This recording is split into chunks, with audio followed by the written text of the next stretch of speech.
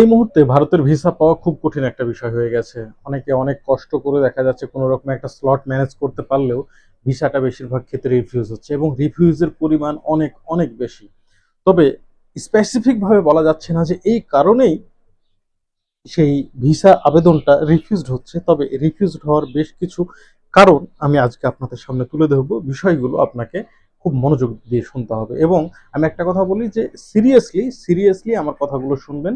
বিশেষ করে যারা ভারতের মেডিকেল ভিসা এখন আবেদন করছেন। কারণ মেডিকেল ভিসা ছাড়া তো এখন আর এই মুহূর্তে কোনো প্রকার ভিসা হচ্ছে না। যাও অন্য ২-১ টা ভিসা হচ্ছে, সেটা বলতে গেলে এক কথায় শুভঙ্করের ফাঁকি। সুতরাং এই মুহূর্তে মেডিকেল ভিসাগুলো কি কারণে রিজেক্ট হচ্ছে, কয়েকটা রিজন আমি বের করেছি।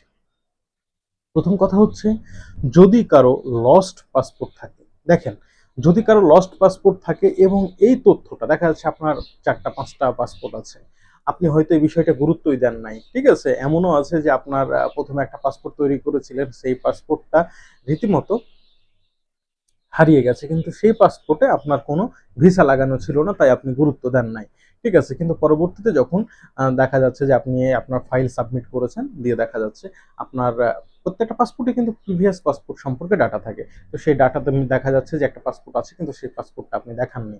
আর আপনি দেখাননি কারণ কি? আপনার হারিয়ে গেছে। তাহলে হারিয়ে গেলে আপনাকে অবশ্যই জিডি করতে হবে এবং জিডি করার পরে সেই জিডির কাগজটাও জমা দিতে হবে, যার কারণে দেখা যাচ্ছে আপনার ভিসা আবেদন নাকচ হয়ে যাচ্ছে।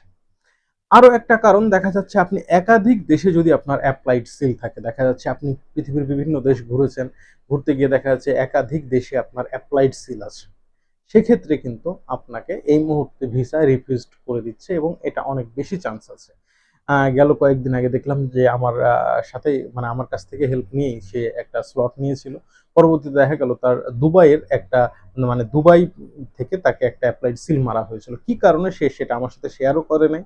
তার পাসপোর্টটা ক্লিয়ার আমিও দেখি নাই ওইভাবে।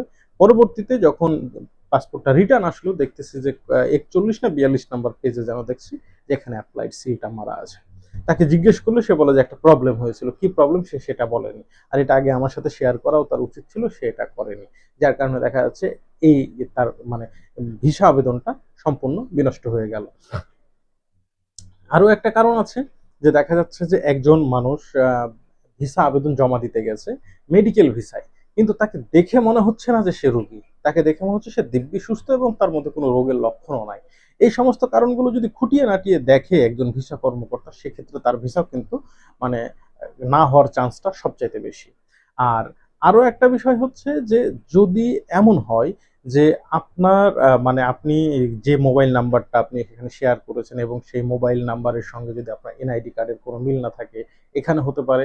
আরো একটা বিষয় হচ্ছে যে আপনার প্রোফাইল চেক করে যদি যে তারা বুঝতে পারে যে আপনি বাংলাদেশে কোনো ইসলামিক দল করেন বা এমনকি বিএনপি করেন, তারপরেও কিন্তু আপনার সম্ভাবনা আছে আপনি ভিসা পাবেন না। এর প্রমাণটা কি?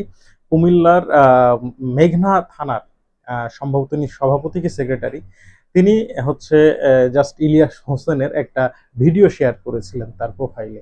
ফর দ্যাট তাকে অ্যাপ্লাইড সিল মেরে ভারত থেকে আউট করে দেওয়া হয়েছে। এটা কলকাতা এয়ারপোর্টের ঘটনা, যা ইতিপূর্বে আপনাদের কাছে শেয়ার করেছি। এবং এই মুহূর্তে যে কথাটা বলবো সেটা শুনলে হয়তো অনেকের মাথা ঘুরে যাবে। আরো এক প্রকারের মানুষের ভিসা ম্যাক্সিমাম ক্ষেত্রেই রিটার্ন হচ্ছে, যারা হচ্ছে আমার মতো মুখে এমন বড় বড় দাড়ি আছে বা ঠোঁটে গোঁফ নেই। এমন সাইজের মানুষ দেখলেও কিন্তু অনেকাংশেই ভিসা হচ্ছে না।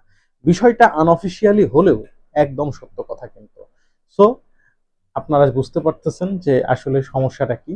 চেষ্টা করবেন এই বিষয়গুলো অ্যাভয়েড করার এবং যাদের মুখে বড় দাড়ি আছে তারা চেষ্টা করবেন যে জুব্বা বা পাঞ্জাবি এসব না পরে অন্তত একটা নরমাল শার্ট গায়ে দিয়ে সাদা ব্যাকগ্রাউন্ডের ছবি ওঠানো।